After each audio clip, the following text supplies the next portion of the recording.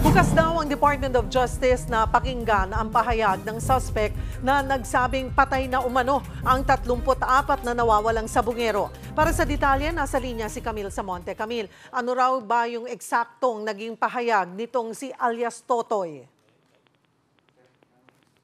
Yes, Cheryl, sa isang panayam, inilantad nga nitong whistleblower at isa sa mga akusado nga dito sa kaso ng mga nawawalang sabongeros na itong mga nawawalang sabongero ay patay na at inilibing na umano ang kanilang bangkay sa Taal Lake. At inilantad din itong suspect yung mga ginawa dito nga sa mga nawalang sabongero at handa rin daw siya na itiwalat pa yung iba niyang nalalaman. Sherin?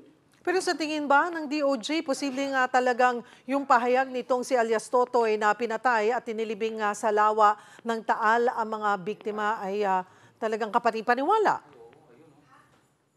Cheryl, ang sabi ni Justice Secretary Jesus Crispin Remulla, titignan ng DOJ nga kung may kredibilidad yung pahayag ng suspect dahil nga walang trace kasi dun sa mga nawawalang sabongero at hindi rin mahanap yung kanilang bangkay. So kaya yan yung gustong i-verify ng Department of Justice at para nga magawa yan, kakailanganin daw ng mga technical divers para nga matignan kung may mga bangkay nga ba na nandiyan sa Taal Lake.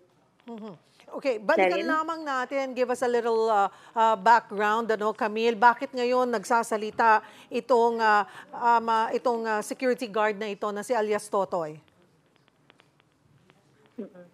Oo. Yes, Cheryl, kung matatandaan ninyo, meron ng mga reklamo, kaso na isinampa nga dito sa mga suspect ng mga nawawalang sabongero. Pero hindi kasi natin matiyak kung ano ba yung pinagmumulan nito, bakit ngayon lang niya inilalahad ito. Kaya nga gusto rin mangyari ng Department of Justice ay ma-verify ito at ibabangga yung mga pahayag niya doon sa mga pahayag ng mga testigo na hawak ngayon ng Department of Justice. Kaya kailangan pang masuri nga ito bago ito para malaman kung pwede ba itong ipasok sa korte at kung pwede rin ba siyang mapasok sa Witness Protection Program lalo't merong umanong mga banta sa kanyang buhay at pamilya. Cheryl.